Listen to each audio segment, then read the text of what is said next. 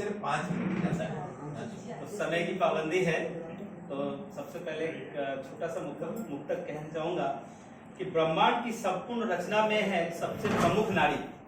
ब्रह्मांड की संपूर्ण रचना में है सबसे प्रमुख नारी, जन्म देती सारी प्राणियों को वह कहलाती नारी। नारी ही सबों को जन्म देती है, चाहे वो जानवर हो चाहे मनुष्य हो। तो जन्म देती सारे प्राणियों को है वह कहलाती नारी, बच्चों को स्तनपान करा है गलिष्ठ बनाती नारी, अच्छे संस्कार बच्चों में भर उसे जीने के काबिल बनाती है नारी। अब मुसीबतों के वक्त रानी लक्ष्मीबाई बन दुश्मनों का शीश उड़ा आती है नारी। तो नारी का हर जगह सम्मान है। हम चाहे ना चाहें सुबह होते हैं माँ को प्रणाम करते हैं, बाकी दिन भर तो हमारे साहब ने बताया दिया कि बीवी को प्रणाम करना पड़ता है। तो कहा भी गया है कि जननी जन्मभूमिश्च माता स्वर्गादपि गरीयसी, है ना। तो मेरी आज की जो कविता है वो माँ के ऊपर में है। तो आप लोग अपने माँ को कनेक्ट कीजिए कि बचपन में आपके साथ आपके माँ का क्या वो होता था। तो मैंने उसी को भाव में रख कर एक कविता लिखी है। तो मेरी कविता का शीर्षक है माँ। स्वागत स्वागत। तो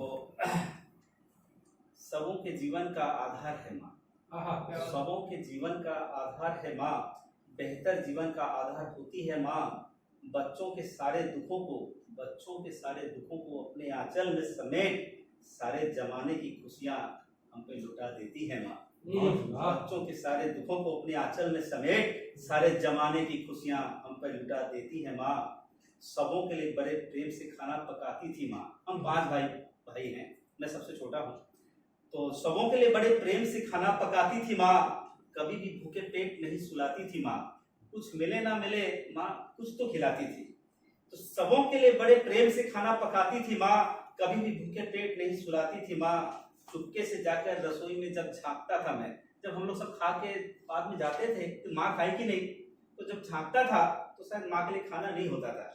तो चुपके से जाकर रसोई में जब झांकता था मैं, सूखे चूड़े को खा चुपचाप सो जाती थी माँ। शायद उसके लिए खाना नहीं होता था, मैं चूड़ा खा के भी सो जाती थी, बोलती नहीं थी माँ मेरा पेट भर गया बेटा। खुद पढ़ी थी केवल 6ठी कक्षा तक, मेरी माँ सिर्फ 6 तक पढ़ी थी। खुद पढ़ी थी केवल 6ठी कक्षा तक, लेकिन हमें 25 का पहाड़ा याद कराती थी माँ। सारे बच्चों को जमीन पे बिठा, 5 भाइयों को जमीन पे बिठा देती थी, सारे बच्चों को जमीन पर बिठा भारी भारी अक्षर लिखाती थी माँ। घर में थी लाखों मुसीबतें, लेकिन गरीब का घर में बहुत प्रॉब्लम होता है। तो घर में थी लाखों मुसीबतें, लेकिन सबों का समाधान हो जाती थी माँ। पिताजी के डगमगाते कदमों को देख, जब पिताजी घबराते थे, पिताजी के डगमगाते कदमों को देख मजबूत खंभों सा सहारा दे आती थी माँ। पिताजी के डगमगाते कदमों को देख मजबूत खंभों सा सहारा दे आती थी माँ। घर में भले खाने को अन्न ना हो, लेकिन कभी कभी खाना नहीं मिलता था। घर में भले खाने को अन्न ना हो, लेकिन मेहमानों को कभी भूखे नहीं जाने देती थी माँ। कोई घर में आ गया तो कुछ भी बना के खिलाती थी, लेकिन भूखे नहीं जाने देती थी। ये होती थी माँ। घर में भले खाने को अन्न ना हो, लेकिन मेहमानों को कभी भूखे नहीं जाने देती थी माँ।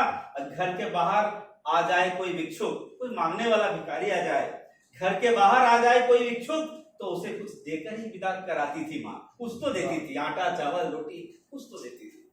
हम बच्चों को अच्छे संस्कार सिखाया जिसने, एक आम आदमी से इंसान बनाया जिसने, हमें सफलता की बुलंदियों पर पहुंचाया जिसने, इन सबों का केंद्र बिंदु है मेरी माँ।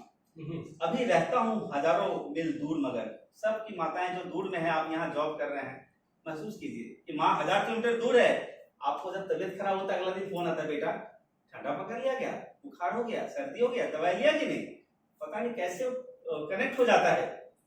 अभी रहता हूँ हजारों मील दूर, मगर ना जाने मन के दुखों को कैसे भांप जाती है माँ।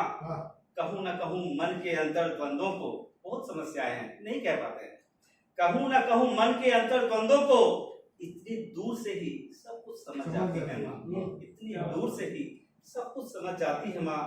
अंतिम पंक्ति है, आज मैं खड़ा हूँ आपके समक्ष, आप लोग इतने प्रबुद्ध जन के बीच खड़ा हूँ, ये सब माँ की कृपा है। आज मैं खड़ा हूँ आपके समक्ष, तो इसकी आधारशिला है मेरी माँ। शब्दों को जरूर गढ़ा है मैंने, शायद मैंने लिखा है, शब्दों को जरूर मैंने गढ़ा है, लेकिन इस कविता का पूरा भाव प्राण है मेरी माँ।